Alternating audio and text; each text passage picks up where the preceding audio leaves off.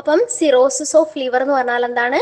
Chronic ആണ്, progressive ആണ്, irreversible ആണ്.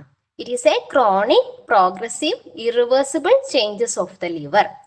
അപ്പൊ നമ്മളെ സ്റ്റേജ് 0 എന്ന് പറയുന്നത്, ഈ സ്റ്റേജ് 0 എന്ന് പറയുന്ന ഫസ്റ്റ് പിക്ചറിൽ കാണിച്ചിരിക്കുന്നത് എന്താണ്? ഒരു ഹെൽത്തി ലിവർ ആണ്. എന്താണ്? ഹെൽത്തി ലിവർ ആണ്.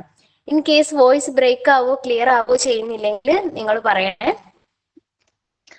അപ്പൊ ഫസ്റ്റ് സ്റ്റേജിൽ കാണിച്ചിരിക്കുന്ന എന്താണ്? ഒരു ഹെൽത്തി ആയിട്ടുള്ള ലിവർ ആണ്. പിന്നെ സ്റ്റേജ് 1 എന്ന് പറയുന്നത് എന്താണ്? നമ്മൾ പറഞ്ഞു ഇതൊരു ക്രോണിക് കണ്ടീഷൻ ആണെന്ന് പറഞ്ഞു. ഓക്കെ, അപ്പൊ ഫസ്റ്റ് ഈ ഒരു ലിവറിന് എന്താണ്? ഇൻഫ്ലമേഷൻ ആണ് സംഭവിക്കുന്നത്. ഫസ്റ്റ് ഇൻഫ്ലമേഷൻ സംഭവിക്കുന്നു. ഒരു പെർട്ടിക്കുലർ എറ്റിയോളജി കാരണം ലിവറിന് ഇൻഫ്ലമേഷൻ സംഭവിക്കുന്നു.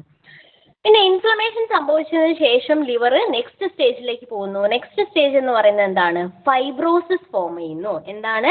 ലിവറിന് ഫസ്റ്റ് ഒരു ഇൻഫെക്ഷനോ ഇൻഫ്ലമേഷനോ ഉണ്ടാകുന്നു.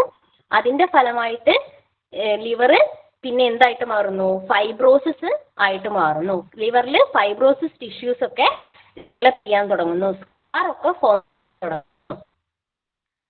നെക്സ്റ്റ് അതെന്ത് ചെയ്യുന്നു? പ്രോഗ്രസ് പറഞ്ഞല്ലോ, ലിവറിന് ഡാമേജ് സംഭവിക്കുന്നത്. ആണോ?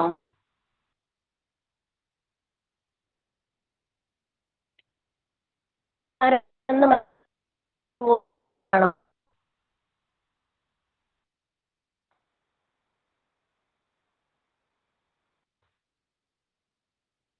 ക്ലിയർ ആണോ? ക്ലിയർ?